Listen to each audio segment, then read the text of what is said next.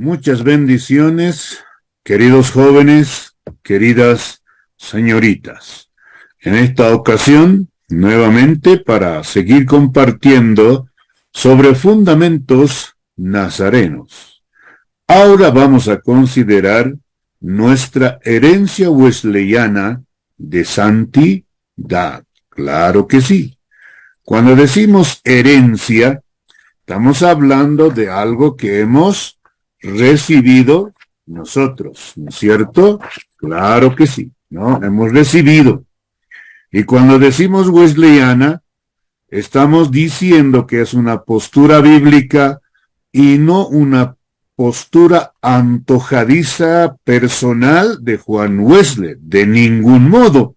Por lo tanto, tenemos que entender de este modo esta expresión, nuestra herencia wesleyana de santidad. Bueno, la santidad es una verdad divina que está siempre disperso en toda la palabra del Señor. Así que entonces vamos a ver cuál es nuestra herencia wesleyana de santidad de la iglesia del Nazareno, de la cual nosotros somos parte, ¿no? Así que entonces vamos considerando, ¿no es cierto?, nuestra confesión con el cristianismo universal.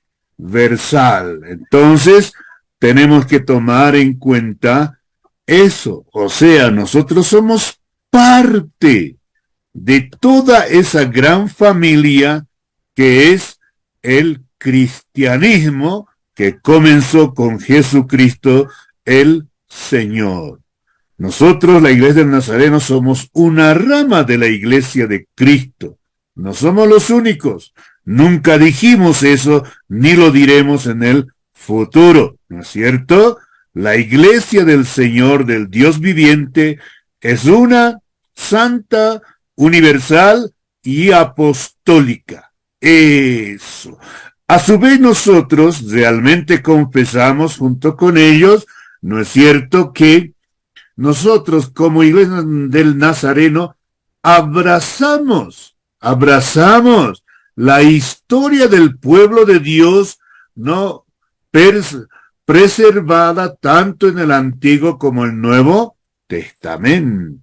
Y así mismo, o a su vez, mejor dicho, recibimos los credos ecuménicos, ¿no? Los credos de los primeros siglos de la era cristiana. Así que somos parte de aquello. Nos unimos con todos ellos. Somos uno en la predicación del Evangelio esencial. Y eso es lo que en verdad nosotros decimos y así nos identificamos con esta rama del cristianismo, ¿no? Somos una rama, nosotros somos una partecita pequeña, ¿no? Con todos aquellos que son parte de la única iglesia, de la única esposa de Jesucristo el Señor y nuestro Salvador. Por eso, usted puede observar en este árbol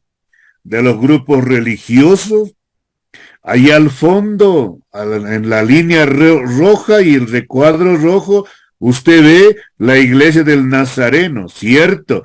Pero usted puede ir subiendo, siguiendo la línea roja y ver las diferentes etapas y llegar hasta arriba donde dice el monoteísmo, que hay un solo Dios, ¿no es cierto? Y entonces nosotros venimos desde ahí.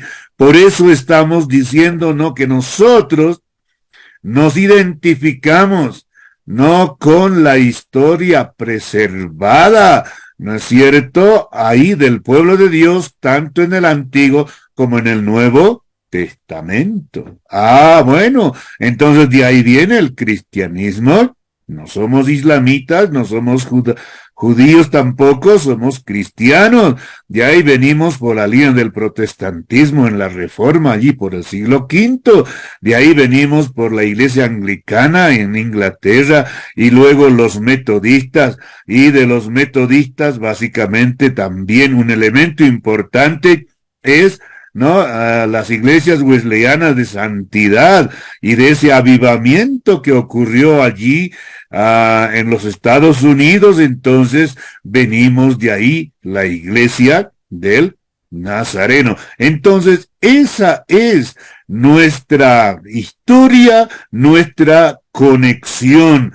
Usted puede observar las diferentes ramas y divisiones, pero así es como nosotros nos identificamos con la historia del pueblo de Dios, tanto en la Biblia, tanto en la historia, siempre con aquellos que han sido sujetos a la palabra del Señor. Así que entonces tome muy bien en cuenta.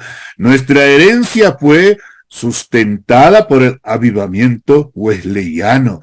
Y una de las características del avivamiento wesleyano es justamente predicar la santidad y con más precisión la entera santidad. El avivamiento wesleyano del siglo XVIII, allí en Inglaterra, comenzado por los Wesley, básicamente, pero era un retorno a la palabra del Señor, que Dios demanda santidad y que el hombre y la mujer pueden ser santificados y vivir sin pecado en este mundo. Y eso fue, ¿no? Caracterizado por la predicación de los Wesley. Los Wesley siempre predicaban afuera, aunque no había lugar en la iglesia anglicana para ellos, pero ellos predicaban en los cementerios, en las plazas, en las calles, en los mercados, donde había oportunidad y gente para que pueda escuchar el mensaje del Evangelio. Otra cosa, la predicación de los laicos. Dentro de la iglesia nazarena todos los laicos pueden predicar y deben predicar. Entonces sí, reconocemos el llamado al ministerio pastoral, pero todo el pueblo de Dios debe predicar, ¿no? Por los círculos de los discípulos, ¿no? Que había, que el discipulado es un asunto serio. De pronto Juan Wesley decía, ¿no? Si uno gana a un hombre y no lo discipula, le hace 2 veces más hijo del infierno. Por ejemplo, no, las sociedades donde se les enseñaba realmente la palabra del Señor, pequeños grupos, ¿no es cierto? Las clases, algo más selecto para ya ir trabajando los temperamentos y las emociones, y bueno, y formar líderes. Esto fue el secreto, la estrategia de todo lo que fue el movimiento wesleyano. Así que entonces tomemos en cuenta aquello nosotros, las contribuciones distintivas del wesleyanismo. ¿Qué ha contribuido? Por ejemplo, ahí está el énfasis en la entera santificación como provisión de la gracia de Dios. Claro que sí. Usted puede ir a la palabra y encontrará versículos como este, por ejemplo, que dicen primera a los Tesalonicenses, capítulo 4, versículo 3, el versículo 7, ¿no es cierto? ¿Qué va a decir? Dios no nos ha llamado a inmundicia, sino a santificación. Va a decir, no, que Dios debemos apartarnos, ¿no es cierto? ¿Por qué? Porque la voluntad de Dios es vuestra santificación. Entonces ahí Jesucristo mismo oró diciendo que santifícalos en tu verdad, tu palabra es verdad. Juan 17:17. Y esto es el énfasis del movimiento wesleyano. Y esto es a través de la gracia de Dios, a través de lo que Cristo hizo en la cruz del Calvario, ¿no es cierto? De ahí, ¿no? La reforma del continente extendiéndose, la santidad bíblica, reformar el continente, o sea, comenzando desde ahí, se lleva la santidad en todas partes porque es el mensaje que tenemos claramente expresado en la palabra del Señor. Desarrollo enfático renovado en la santidad cristiana, ¿no es cierto? Es la única manera de ser salvo completamente viviendo en santidad. No se puede, sino, ¿cómo entiende usted este versículo de 1 Pedro capítulo 1, versículo 15 y 16? ¿Qué dice? Sed pues santos en toda vuestra manera de vivir, porque escrito está, sed santos porque yo soy santo, dice él, Señor. Así que entonces tomemos muy bien en cuenta esto. Los cultos campestres de búsqueda de la santidad fue la característica del movimiento wesleyano y del avivamiento wesleyano en busca de la santidad. Entonces esto fue las contribuciones que nosotros podemos reconocer, nuestra unidad es la santidad bíblica. Y con esto reconocemos que realmente muchas denominaciones, muchas iglesias de santidad se han unido a la iglesia del Nazareno. Por ejemplo, en 1843 se fundó la iglesia metodista wesleyana, donde se predicaba la santidad, y en 1890 se dio la aparición de otros grupos de santidad, ¿no? Enfatizando y predicando que es la demanda divina, ¿no es cierto? Y en 1890 también se formó la Asociación Central Evangélica de Santidad. Bueno, y en 1896 se estableció la Asociación de Iglesias Pentecostales de América, ¿no es cierto? Y en octubre de 1895 surge la Iglesia del Nazareno. Ahora permítanme hacer un pequeño paréntesis histórico acá, ¿no? Bresey ya no tenía lugar para predicar en las iglesias metodistas episcopales. Sí, entonces él comenzó a predicar en las calles, comenzó a hablar de la palabra y de la santidad, y entonces ahí en Los Ángeles, en este año se ha visto ya con un grupo más o menos de 100 personas. Entonces él tuvo que tomar una decisión y ahí es donde surgió básicamente la iglesia del Nazareno. En octubre de 1907 se unieron la Asociación de Iglesias Pentecostales de América y la Iglesia de Cristo de la Santidad. Eran denominaciones, grupos bastante grandes y bastante extendidos, pero se unieron. Entonces, en 1908 se unió la Confederación de Pensilvania de las Iglesias Cristianas de Santidad. Claro que sí. Y por eso la fecha oficial que se estableció más tarde fue el 13 de octubre de 1908, el inicio, la fundación de la Iglesia del Nazareno, aunque sus inicios han sido un poco más antes, pero esta es la fecha oficial de fundación de la Iglesia del Nazareno.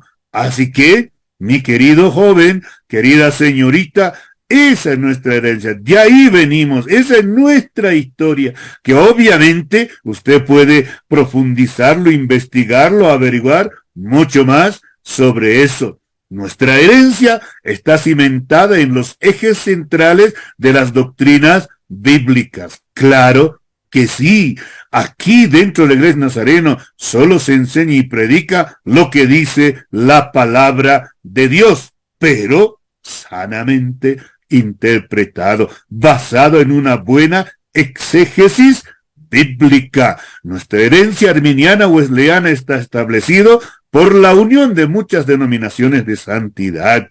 Así que esto fue el principal punto de unidad, ¿no? La santidad, y que hay que vivir en santidad, y esa vida santa es para el hoy y ahora, como lo fue en los tiempos bíblicos. Nuestra herencia arminiana wesleyana está claramente sustentada con la misma palabra de Dios. Así que, querido joven, querida señorita, esto es nuestra herencia wesleyana de santidad, un elemento importante en fundamentos nazarenos. Que Dios te bendiga y te guíe a seguir cimentando, fundamentando tu fe en Cristo a través del conocimiento de la Iglesia del Nazareno. Bendiciones.